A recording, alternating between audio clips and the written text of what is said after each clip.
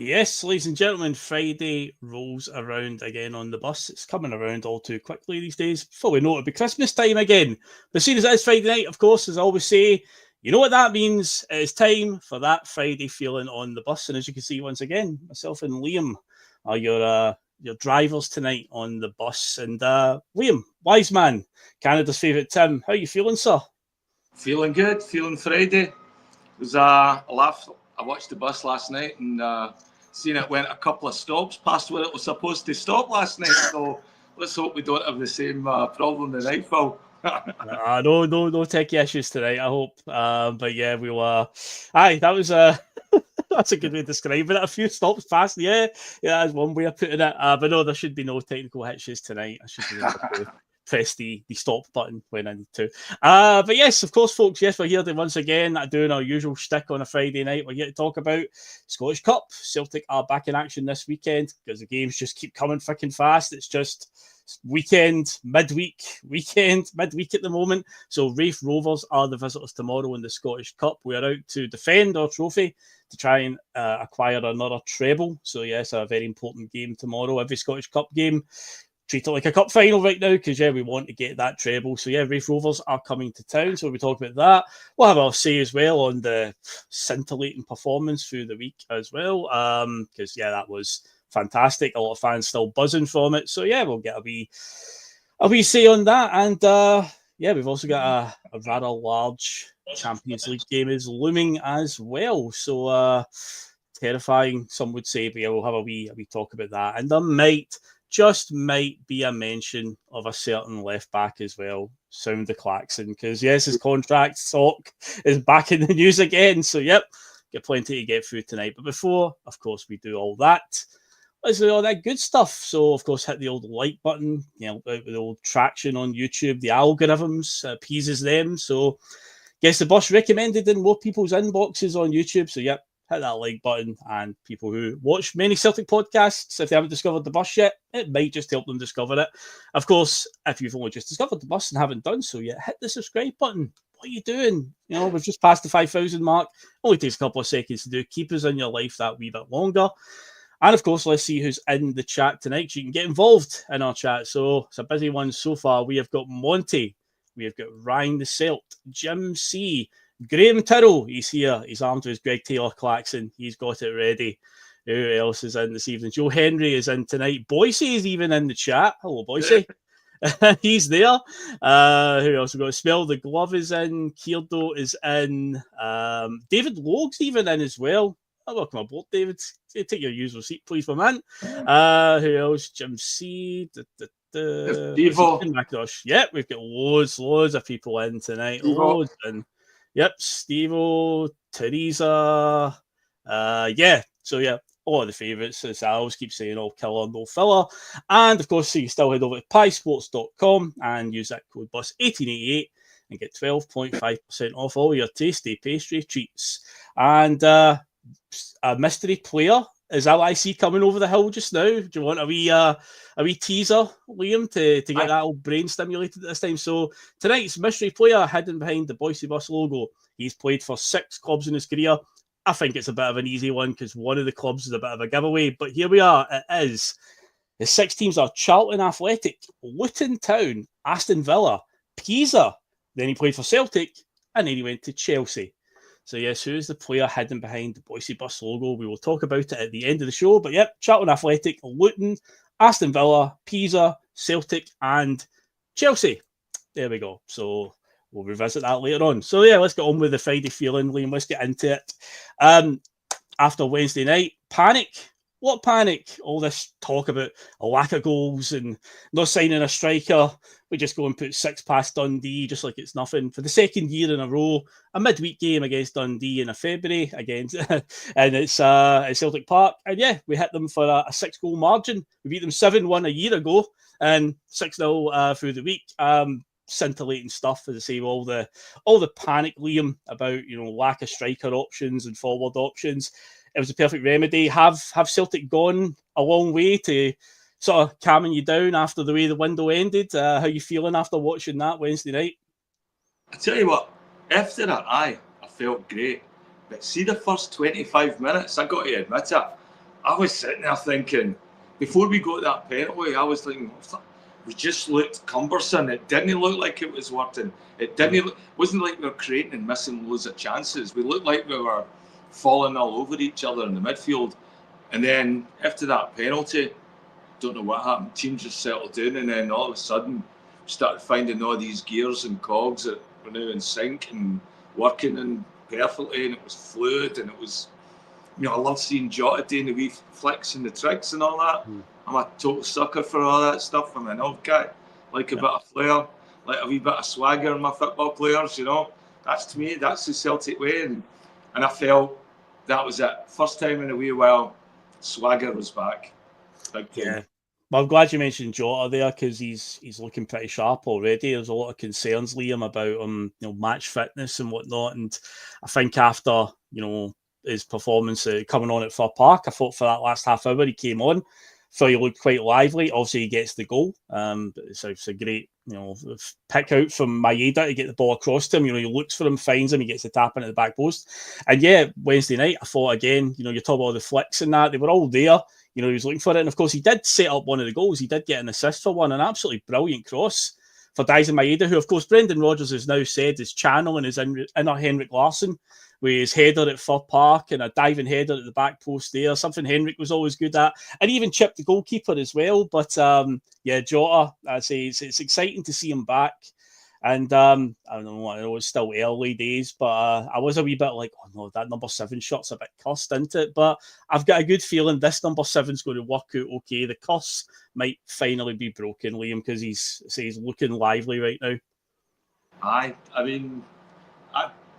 think Maeda right now is in the form of his life. I remember seeing, some of the YouTube videos of him when he was in Japan, when he was playing striker. Didn't even look as fast as what he looks now. That whole thing that people have talked about it already. Was it 90-minute mark? He's chasing down the ball in their half. 6-0. He's going across, making tackles, putting pressure on the goalkeeper. I mean, he must be an absolute pleasure to coach. If whatever Kyogo's getting accused of and all that, Daizen certainly the opposite. He seems to take instruction well. You can see it with Ange, and he's developed. We always slated him for his lack of composure and stuff in front of the goal, but I think he's developed. I think you start to see that he's not making the big glaring sclaffs and misses or just that as much as what he used to do. And I don't know, he's missing a lot less sitters than Kyogo. So I think he's a great remedy to, missing our Kyogo, because I really liked Kyogo and all that. And so it's weird just hearing what was all going on behind the scenes now, but it sounds like the boys got some really bad advice for a shite, a manager. Hey, they can't all be winners, So anyway, but oh my God, I think Maeda's more than making up for that. He's, he's a hero now, Oh, see, he definitely is. He's I saw a take on Twitter the other night. I wouldn't deem it as a hot take, but I have to agree with this, especially the way things have panned out in the last 18 months. Dyson Maeda is more crucial to this Celtic team than Kyogo is. As good as Kyogo was, I'm not going to sit here and say now that he's gone, Kyogo was shite anyway. I'm not going to do that at all. Kyogo was fantastic for us, but I just think with the way that this team is sort of developed in the last 18 months under Brendan Rodgers, I think Maeda's so crucial. To have lost him instead of Kyogo, I think would have been a big problem. You're right to highlight the last minute, 93rd minute. He's just hassling that boy Donnelly. We're 6-0 up. Dundee have been absolutely battered and bruised for their sins, and he's just not giving this defender a minute's rest in stoppage time, and it's just he's just unbelievable at the moment. He's on the form of his life. He's came on leaps and bounds. A vast difference to what we saw in the first season with Maeda, where at times you were he lacks composure. Every second touch was a tackle at times. You're just you don't know what you're going to get out of him.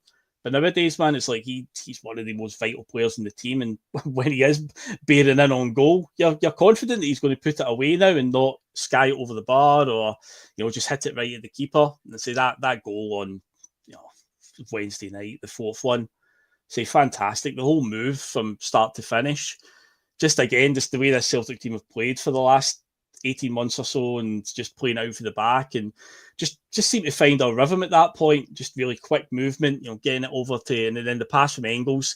Somebody pointed out, if you actually look at his pass as well, because this went unnoticed by many on Sunday when we beat Motherwell, because obviously Jota scores the goal and that gets all the headlines.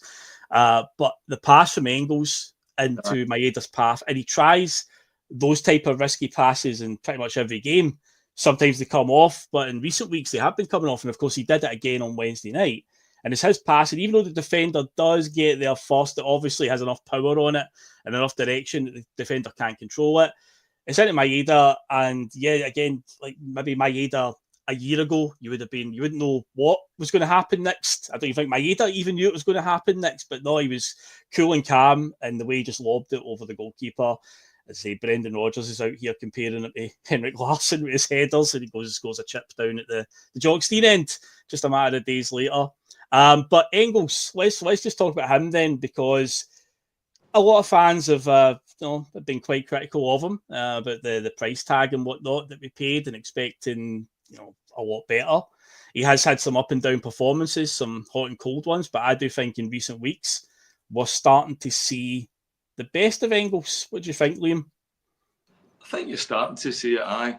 I think it's like Maeda. Maybe we need to change his haircut or something, because Maeda's playing a lot better now. He's got blonde hair and that.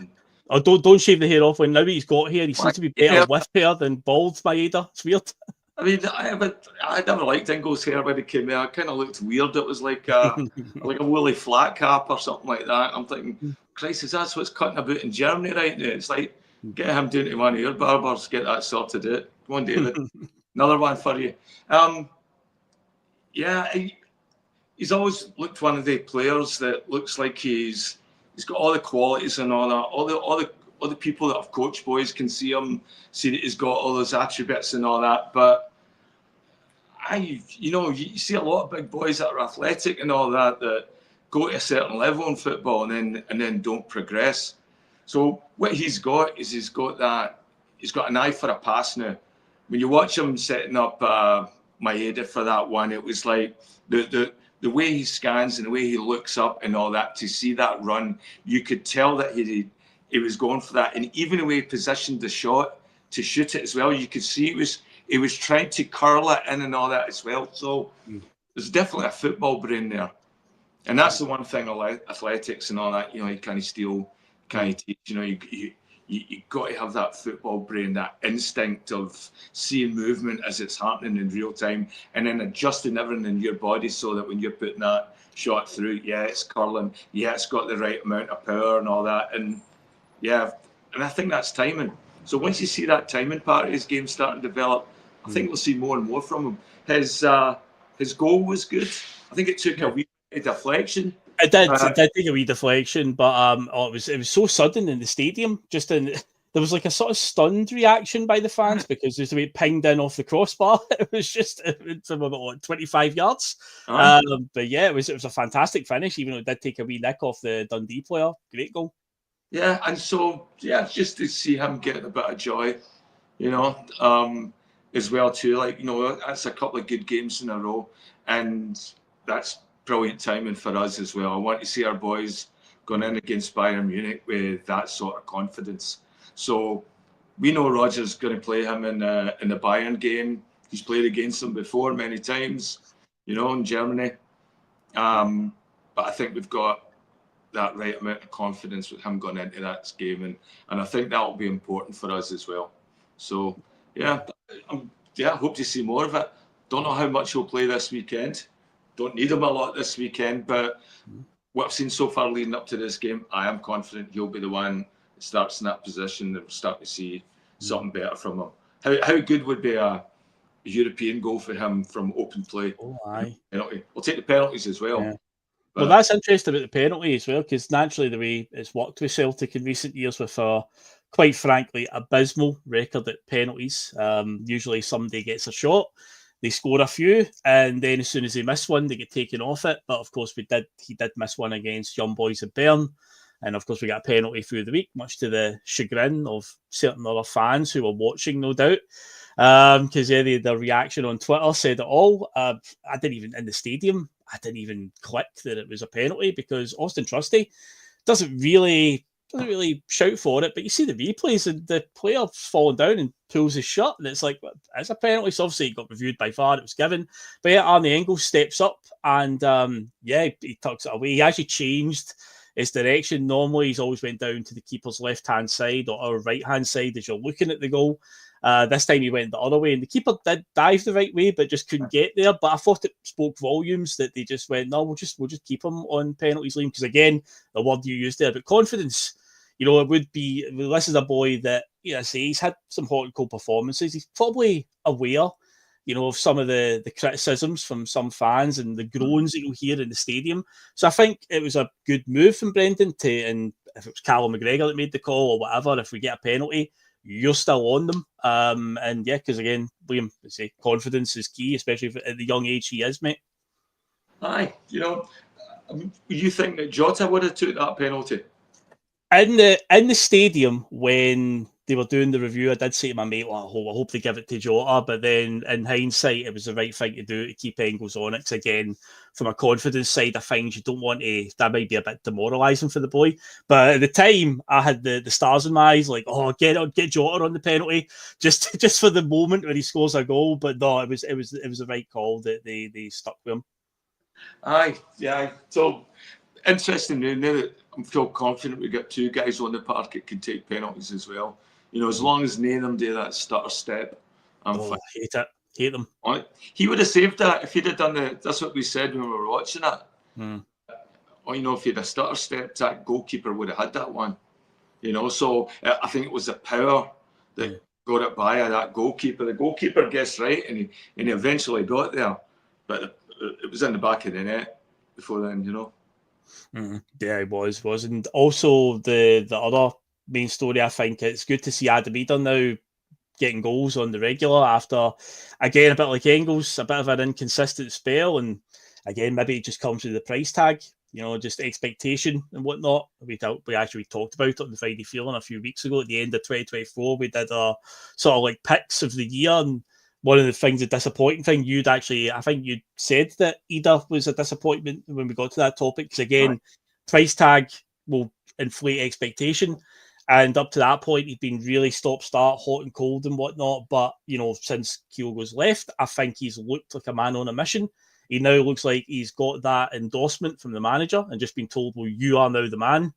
He literally is. I mean, he is the out-and-out number 9. He wears it on his back, and he is the only out-and-out centre forward in the first team. I know Johnny Kenny's lurking around, but let's be real here. Adam Eder's the man now. So he is playing like a man who's on a mission. I thought he was fantastic against Motherwell. He got the 2 goals against Villa, and against Motherwell, he got a goal there. And I thought his hold-up play was fantastic. He gave Motherwell a real hard time. The goal that got disallowed was ridiculous. I mean, something needs to be talked about with the VAR. In fact, VAR's on my agenda tonight. Surprise. But yeah, the stand at Fir Park that camera's mounted on, that's not the first time that we have had a very dubious call with an offside, because the angle is never good. But if you actually take that away from it, his hold-up play, the upper body strength was fantastic. And it's like he looks like he's, and they said his goal on Wednesday night, he's on the deck when he puts it in the net. He's had a shot, it's been saved, he's still on the ground, the ball comes back into his path, and he's still on the ground and hooks it into the net. So yeah, goals, obviously, again, it's all about confidence, because he is now the man. So we need to keep him scoring, and regardless of how they come, as long as he puts them in the net. So I'm delighted to see him doing that. Say 4 in the last 3. And yeah, hopefully that continues over the next few games, mate. I like to see a bully in the box, and we've missed that. And I think hopefully that works out for us with corner kicks now as well.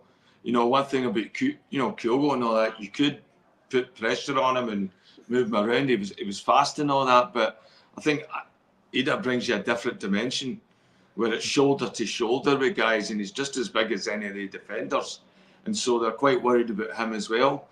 And then all these scrambles that we get inside the box, I think that's where he's at a different, he's a typical poacher. He'll still score some goals running onto them and all that, but it's usually a challenge or fighting off a player involved.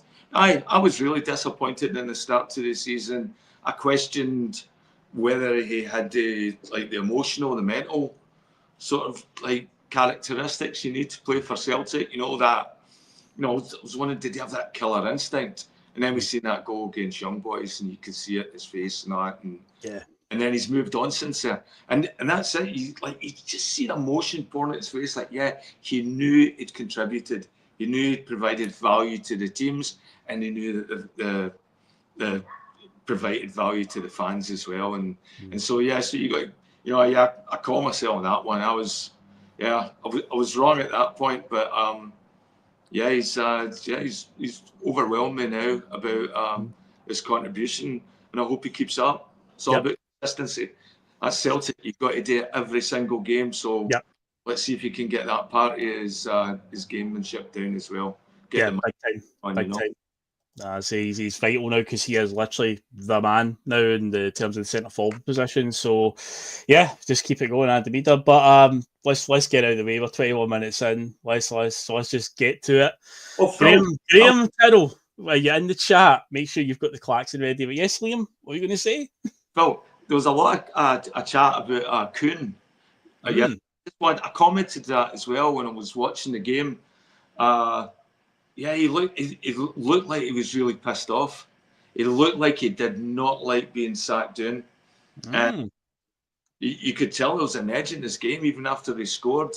I think David that he was getting to Joe Pesci, and just raging.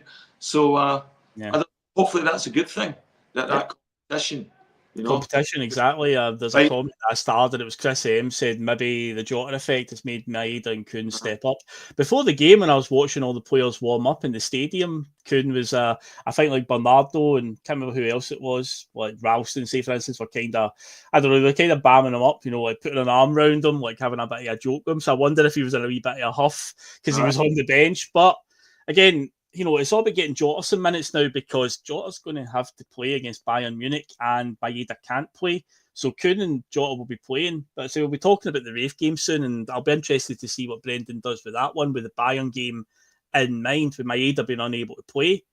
Does he rest him again? Does he just leave him out against Raith? Because it's all about getting the two wingers that will be playing, getting them, on a bit of similar. But we'll talk about that in due course. But Gregory Taylor is back again, but apparently, according to the press conference today, Brendan Rodgers did acknowledge that there is interest from Dynamo Zagreb. It's the first time that I've heard the manager say that there is interest there, and he says it's probably been going for a while.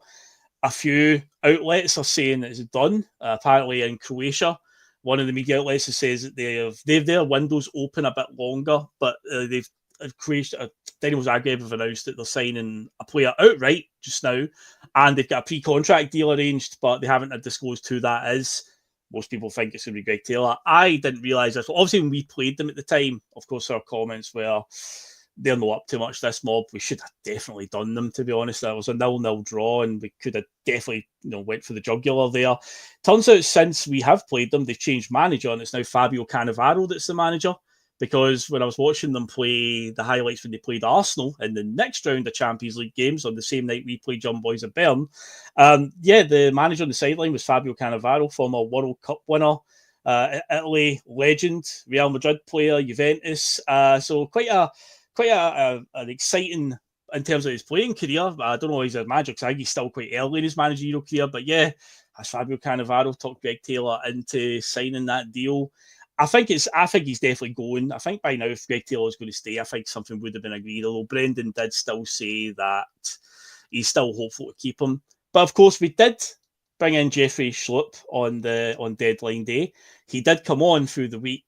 Obviously, he's a free transfer at the end of the season. Kieran Tierney is coming in the summer. If Schlupp works out and he's quite happy to be the sort of second fiddle to Kieran Tierney, it's going to cost us nothing because he's a free transfer. I think it's a no-risk move from Celtic because, Tierney is going to come up here and be the main guy. I thought Schlupp looked okay on Wednesday. Don't get me wrong, Dundee were 6-0 down at the time or something like that. So it's like he wasn't up against much at that stage. Dundee weren't threatening. But I think, Celtic are just preparing now for the Greg Taylor departure. I think it will happen because Say Schlupp worked with Brendan before on a free transfer. Should be a relatively easy deal to get over the line, where they won't be scrambling around if Greg Taylor does decide to go and they're suddenly sucker punched by it. But yeah, the nightmare might be over for you, Liam. It might finally be coming to an end. There might be light at the end of the tunnel for you, mate. This could be it. I promised I wouldn't cry. Right? I promised I wouldn't cry. Don't. Please don't. Trying not to cry. But I was just starting to like him. I thought he started playing really good lately. But of course. My first thing was, well, maybe he's going to run Mark Viduka's coffee shop or something like that. He's got a coffee shop in Zagreb. He does. He was a player, so maybe he's a or something. But I don't know. I mean, like, that's, their manager's got a proper defensive pedigree, doesn't he? He might know. He does, yeah. I mean, he's one of the best. Yeah. I wonder if he's going to play left back.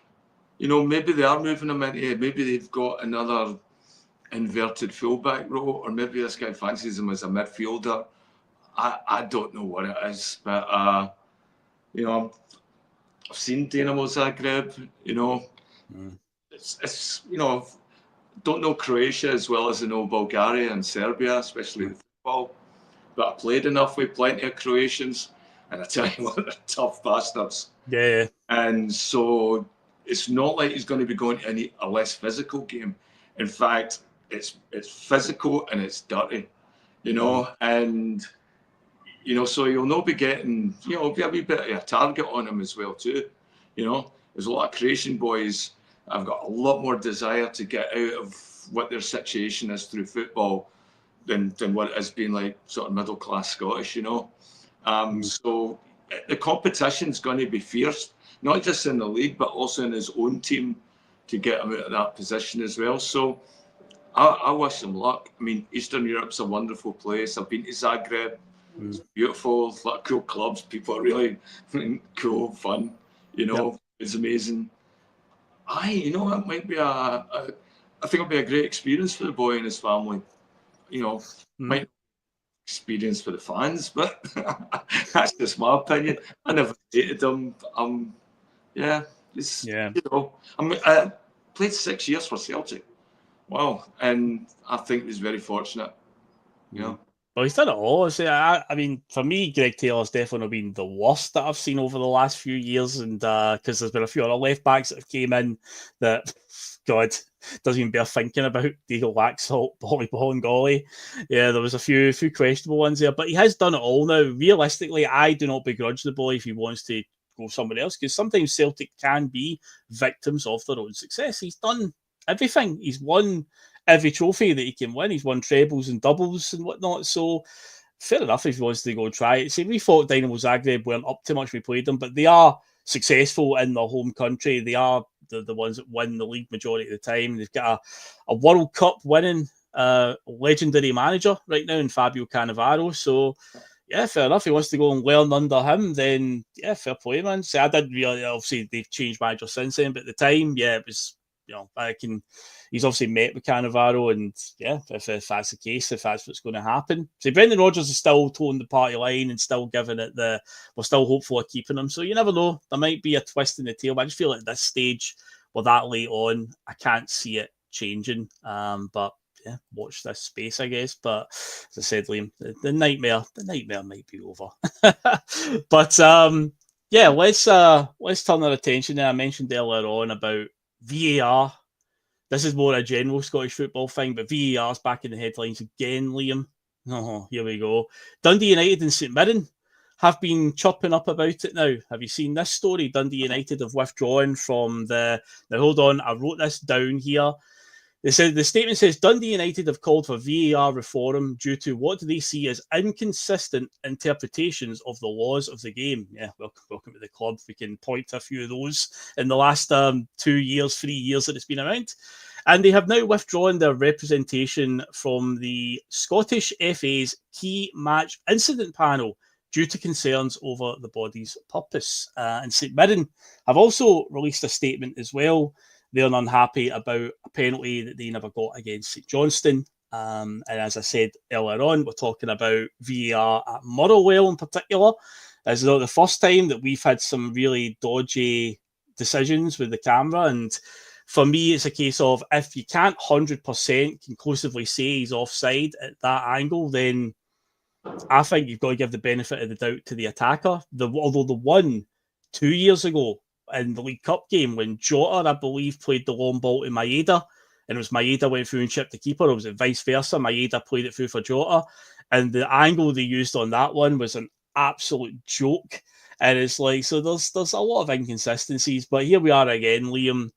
Clubs piping up about VAR. I know some other countries around Europe have began voting on getting rid of it. I think Norway is one of the countries that are voting to get rid of it and whatnot. Again, I don't see it going anywhere. I don't. There has to still be some massive. If you've done the United's thing is they want reform, they don't want it removed, but they want a lot of the kinks ironed out still.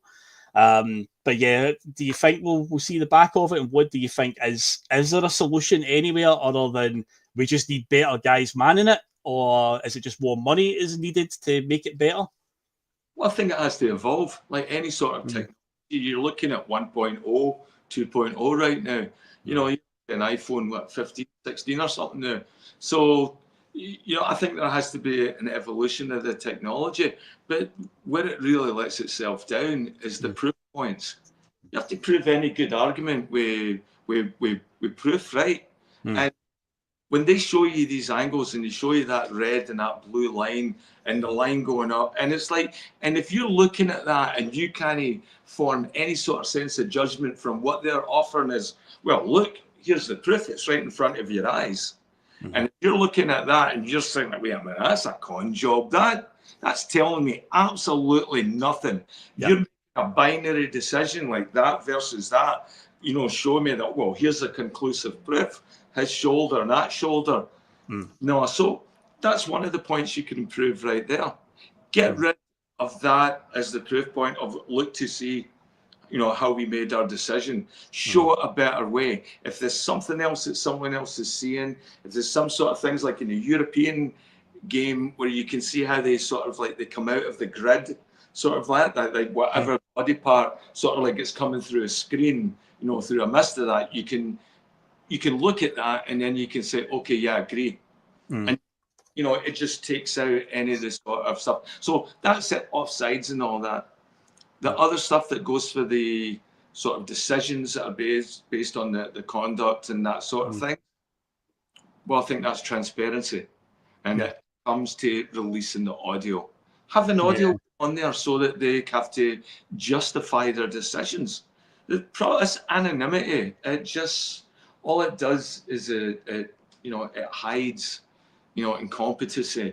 And you don't learn from anything. You don't learn anything as a supporter watching the game, and certainly as players, you know, you're now conflicted as to, well, you know, I did this last week, how am I not getting away with it this week, you know? So it will develop a consistency if we could hear that the thought process and even figure out, well, this is what they're edging towards, at least, you know?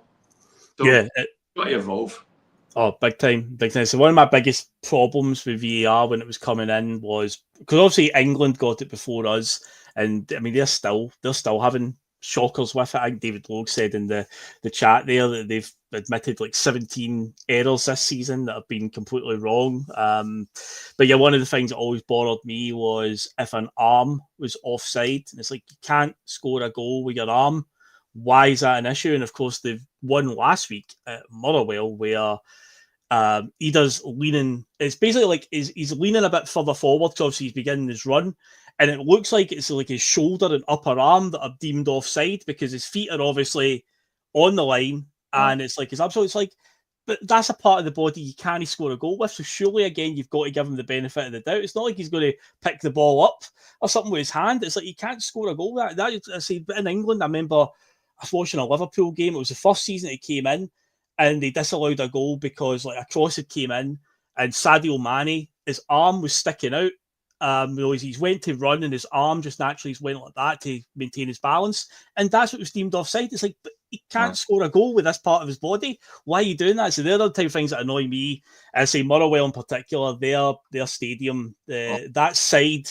If you've because I guess the TV cameras are always mounted on that side, the side the tunnel's on.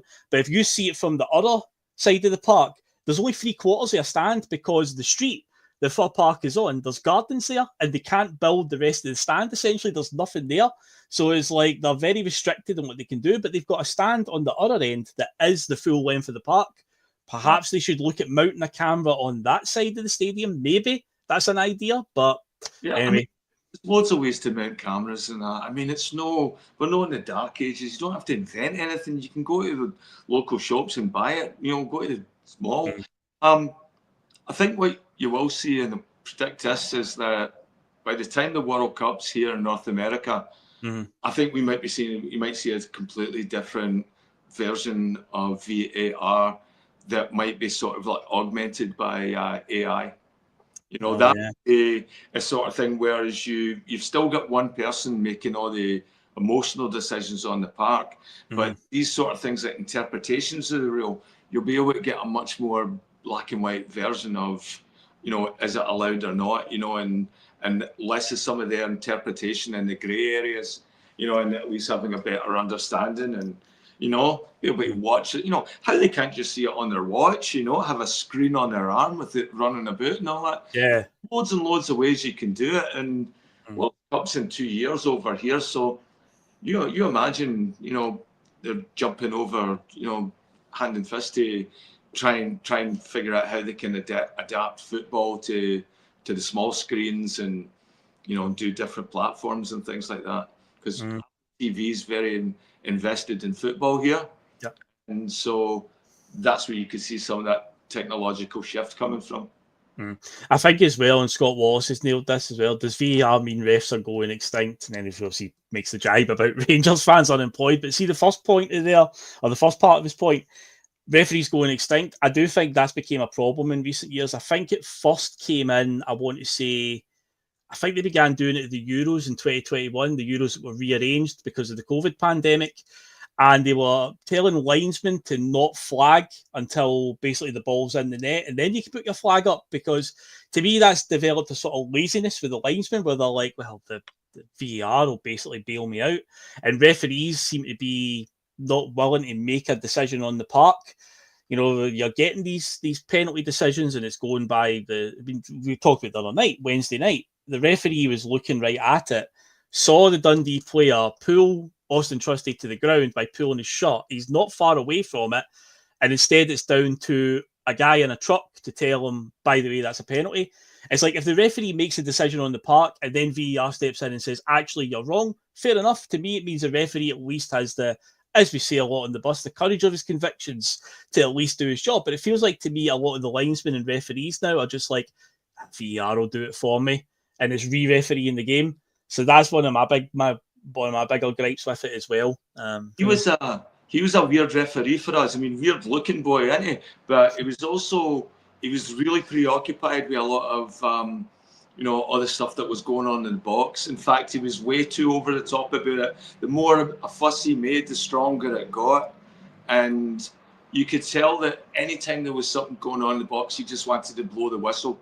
And as you said, give himself the easy way out. Doesn't he look like a particularly courageous referee or individual? But, no.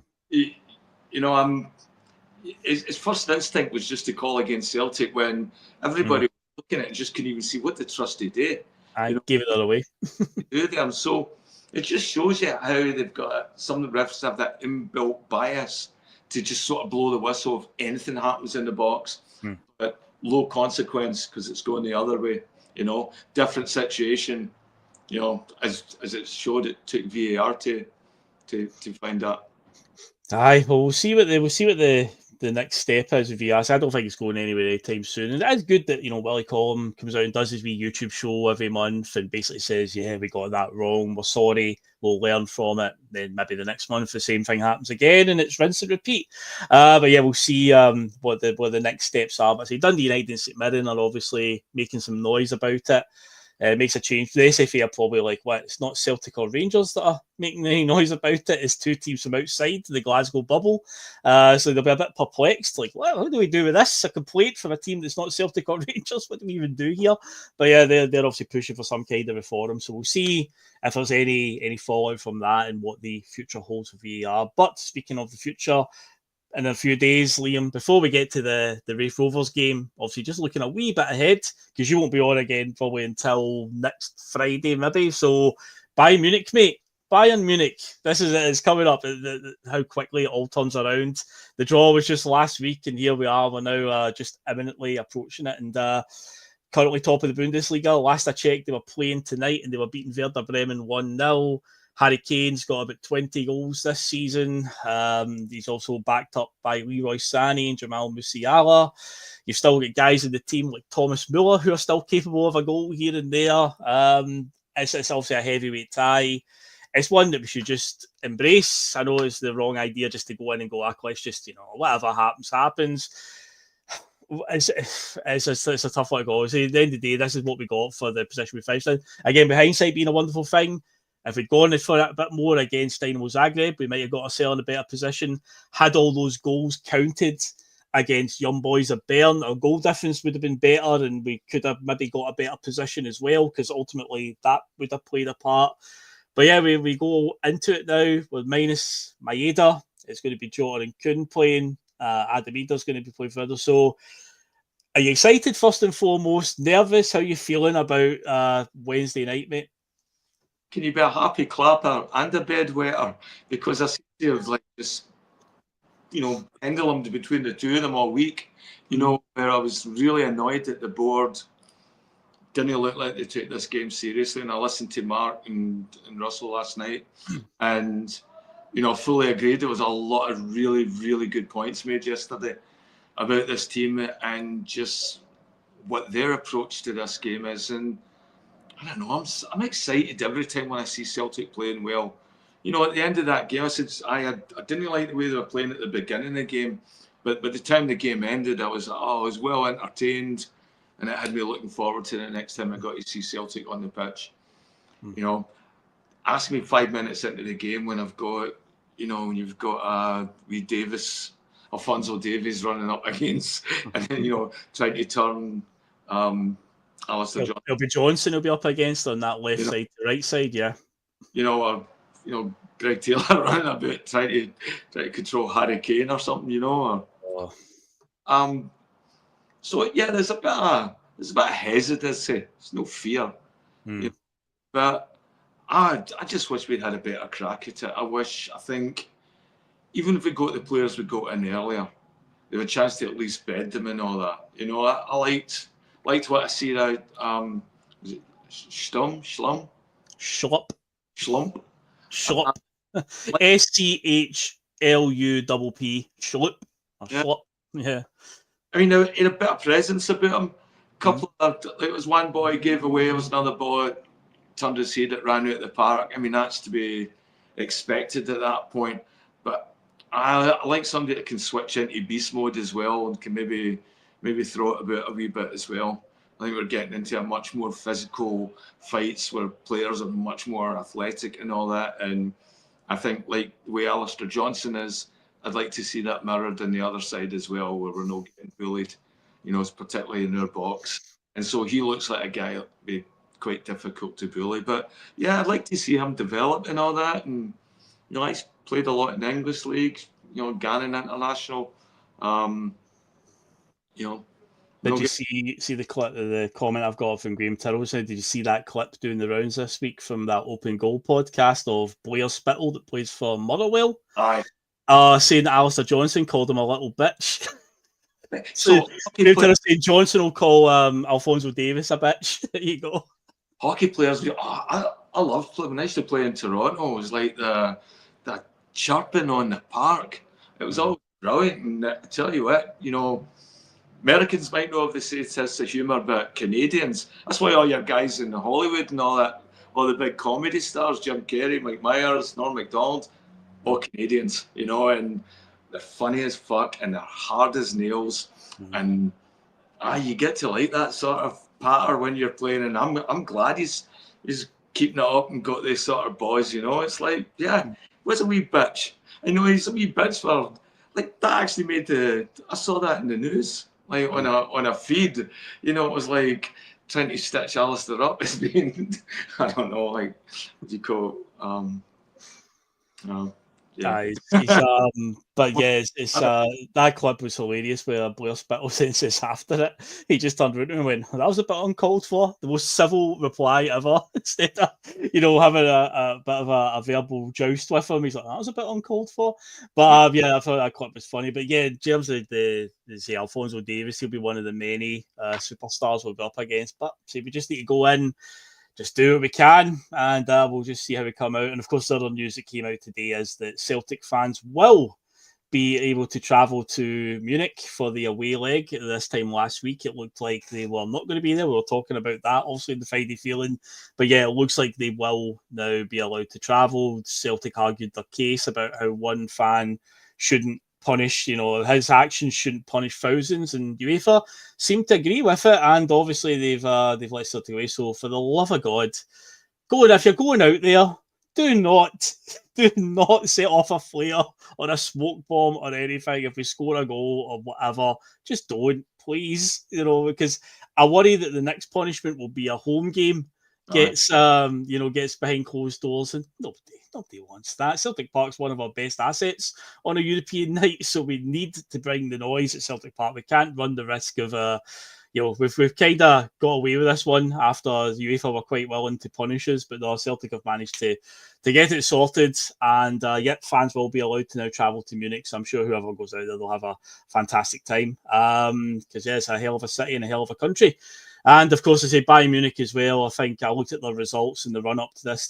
They've only lost one game in the last 10, which was a 3-0 loss to Feyenoord in the Champions League. But yeah, domestically, they're flying at the moment, as they often are in Germany, because they are the dominant force. But yeah, they were winning 1-0 against Werder Bremen the last I checked.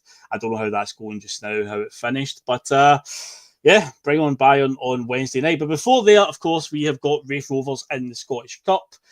Bit of an interesting one because, and you taught me how to pronounce this before the show, Liam. So, substitute goalkeeper, how do we say it? Sina Salo.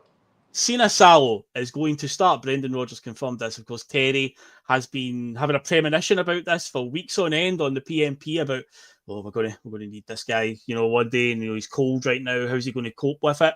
But at least he's not getting thrown in with like an injury or anything. Like a Schmeichel goes off during the game and he gets thrown in. Obviously, he's been briefed in advance, so Brendan's made the call that there's a wee knock on Schmeichel, but he'll be ready for Wednesday night. So he's going to sit this one out. But yeah, Sina Salo will be playing. We don't know anything about him other than Scotland played Finland last year in a friendly before the Euros, and he did pull off an absolutely blinding save from Tommy Conway in the last couple of minutes. Denied Conway a fantastic debut goal, it would have been. So that's the only thing I really know about him. So we haven't seen him before. But again, when he did join, our feeling was, well, when we're playing the lower league teams and cups, this will probably be where he'll get his chance. And up to now, he hasn't. But as fate would have it, Schmeichel's got a wee back injury, it seems, and it will be Sina Salo getting the nod on tomorrow night, the 5:30 kickoff. But the wingers is the intriguing one for me because, again, going back to the Jota, Maeda, Kuhn thing, Maeda cannot play against Bayern Munich. Jota and Kuhn will play. Jota has to get up to speed. So Jota must play because he's going to need minutes in the legs, I think. So he's got to start. But with Maeda not being able to play against Bayern, do you even bother playing him tomorrow or just leave him on the bench and bring him on later? It's all about getting Kuhn and Jota on that same sort of telemetry with each other. So we like the wingers to obviously be in sync and whatnot and swap positions from time to time. So to me, I would say Jota and Kuhn should start. But some people will say, well, Maeda should start because he won't play on Wednesday night anyway. But I think you've got to be looking ahead to Bayern and getting a rough idea, maybe the exception of obviously the sub goalie. I would be looking at the team that's probably going to be playing against Bayern, maybe one or two changes at the most, but for the majority, I would be looking to have that team out there tomorrow, Liam. Well, I think so, especially when you have a keeper that's sort of untested in a competitive game in Scotland or anywhere for that matter. A couple of halves in the friendlies, I think. Not really sure if we've even seen them then. But yeah, I think you have to go with that. I think that's good management. I think Brendan is like, okay, let's see that understanding. And also, I like that we've got goals coming through the wings, right? I think that will be I'm hoping that's what's Brendan's building, you know. So you've got Ida in the middle for all the scrambles, and then you're all the finesse and all the flair goals and that coming in from the wings and them being able to, you know, move into the middle of the park as well. Yeah, I think that's the best way to go. I think you give Maeda a well-deserved rest. I mean, he gave a full-on 90 minutes the other night, and so yeah, and Rodgers has already done that where he sat about for a couple of games before, where he said, you know, I'm just resting him, you know. Mm-hmm. Yeah, give him an extended rest, let him spend time with his family, let him get his head back in the game. Let's see if he can do something with that hairdo. It's looking a fried ramen right now, so I'd like to see a bit of or something. Maybe you could again go talk to her barber. I should be getting David for this. I'm sure David would welcome open arms. Joe Henry's kind of said he'd play Jota Maeda through the middle and couldn't. I think Adam Ida's got to keep playing right now. It's all about keeping him confident and keeping him sharp. I'd been going into it. I did think, is this a game for Johnny Kenny to start? But again, I think Kenny should probably come off the bench. And I do think Johnny Kenny needs to get some goals under his belt pretty soon to start getting fans on side, because right now a lot of us are all kind of like, I don't know. But he did obviously do well at Shamrock Rovers, scored goals in the Europa League, the Conference League. I want to say I'm pretty sure he scored this season at Stamford Bridge in a Conference League game against Chelsea. I mean, that's no mean feat for a team like Shamrock Rovers to even get a goal at Stamford Bridge. I mean, Chelsea are going to win that trophy on a canter this season. They are by far and away the best team. But yeah, so he's scored in a stadium like that. So to me, it's like he's definitely got it in him. But again, with Bayern just there, you want to have everybody in sync, because we're going to need to be at our absolute best on Wednesday night. And for me, I think he does as well, just with the run that he's on. You want to keep him confident and keep him sharp. So again, I would be starting Ida, and then Kenny can come on as long as the game, you know, is comfortable and won. What we don't want is to get into a battle like we did against Falkirk at the start of the season, where maybe there was too many changes. If you remember, where Falkirk took the lead twice. We don't want to get that type of sticky game again.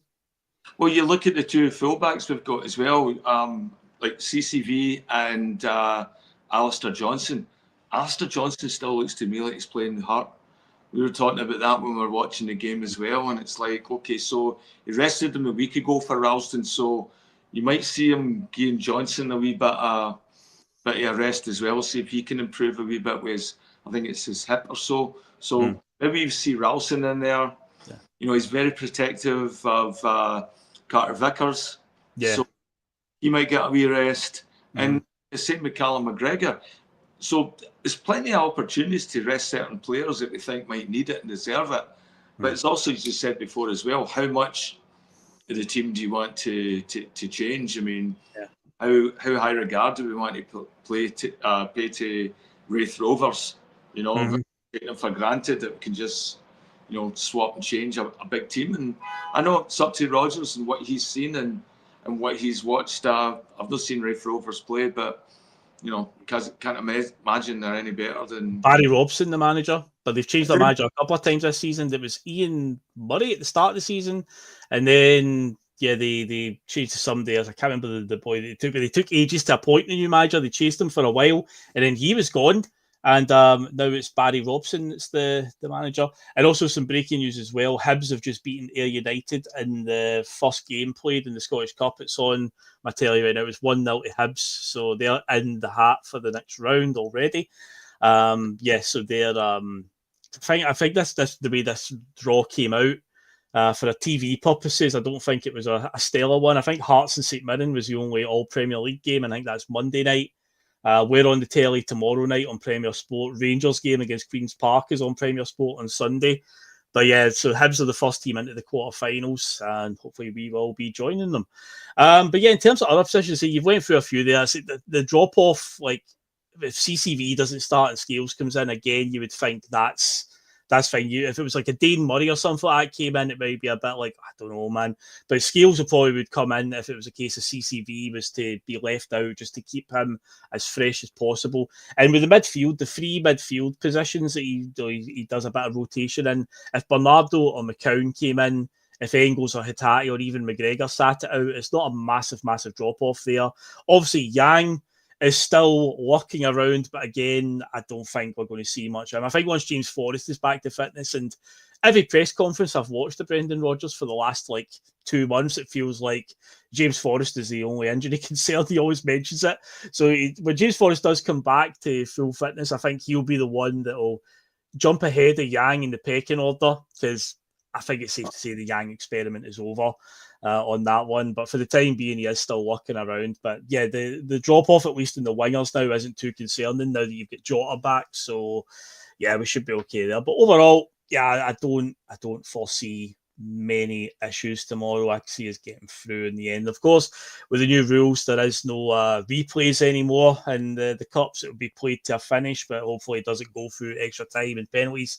I think we'll dust off. But before we go and do our score predictions, Liam, to finish off the show, let's go back to the player teaser from the start of the show. I did my my weekly feature now. So this was, if you came in late, this player had played for 6 teams in his career. I think it was quite an easy one because there's one team in particular I think gave it away.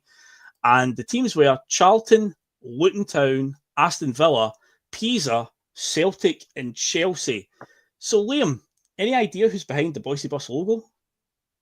Honestly, that was part of my life. It's just a blank and a blur. Paul Elliott. It's Paul Elliott. It's Lionel Richie. I mean, look at that mustache. That is Lionel Richie through, mate. But yes, it is Paul Elliott, because yeah, Pisa is the one I think that gives it away, because he played in Italy.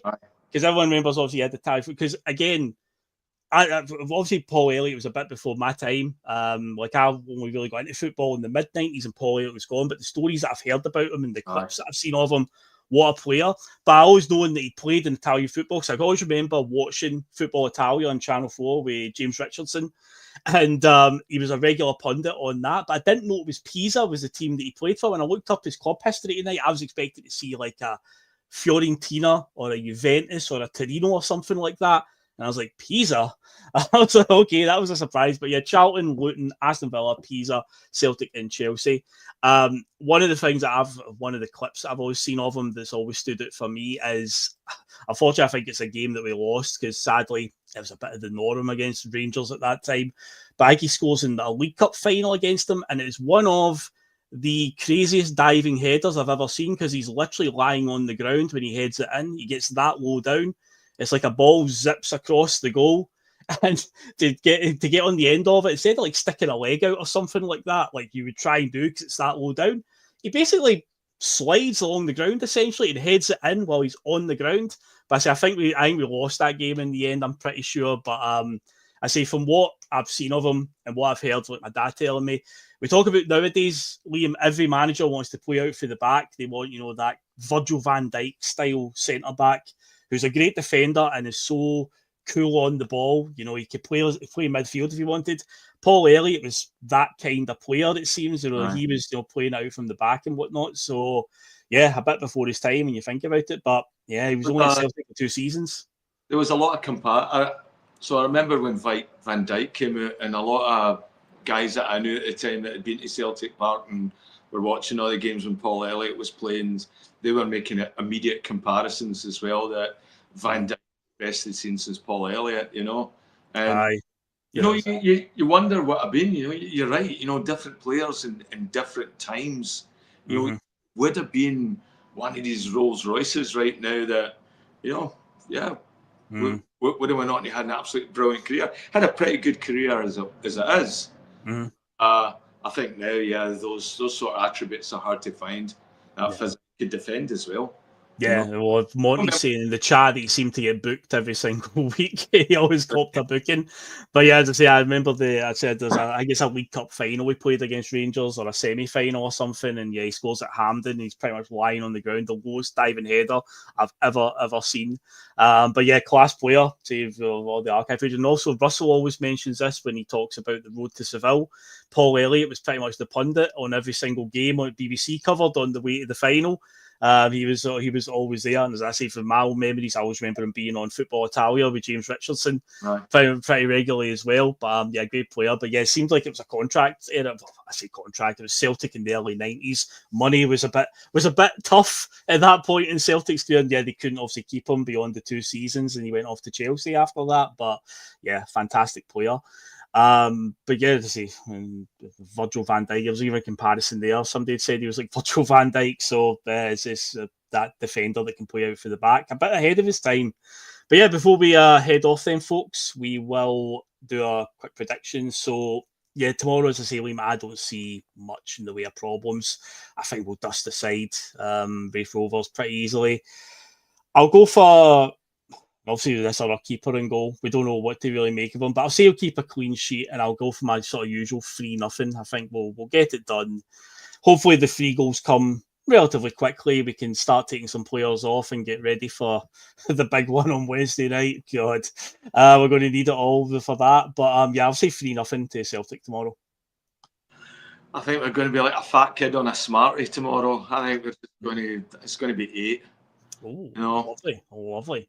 Once you get the team scoring and you turn on that style of football, the ball's just going to keep going into the net. And I hope that, that wee bit of frustration, whatever it is that we saw from Kuhn, lets him, gives him the energy and just the attitude to sort of like, show Rodgers what he's getting, show him why you should be starting as well. You want to see that competition, and so that will come if everybody's going to be showing it through goals and good play and passing and all that. Yeah, I'm looking forward to it. It's also a half decent time for me tomorrow as well, 9:30. Yeah, 5:30 UK time. So yeah, it's a decent time for you. Strange one though, it's for yourself. Lots of positive results coming in. Nobody even contemplating the idea we might have a problem.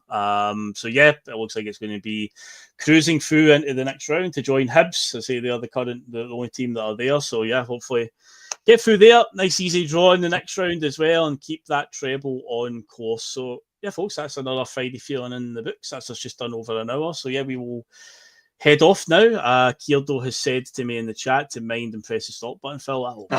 Come on, man. I'll always remember. Don't you worry about that. I'll get it done. So yes, we're going to head off now, folks. So enjoy the rest of your night, whatever you get up to. Enjoy your weekend. If you go to the game tomorrow, obviously enjoy that, or however you watch it tomorrow, whether it's in a pub or by any other sort of means that you've got to watch it, then yeah, enjoy the game, folks, and hopefully another resounding Celtic victory. Look out for Terry and Russell on the PMP. We'll have one there because we couldn't get one done through the week because Russell was out and I was at the game. So by the time I would have got home, it would have been 11 o'clock at night. So there's no way I could really step in at that point and do PMP. But yeah, there will be one tomorrow. And it'll be a Saturday evening one. Oh God, it'll be about 8 o'clock or something when it's on. So yeah, look out for that.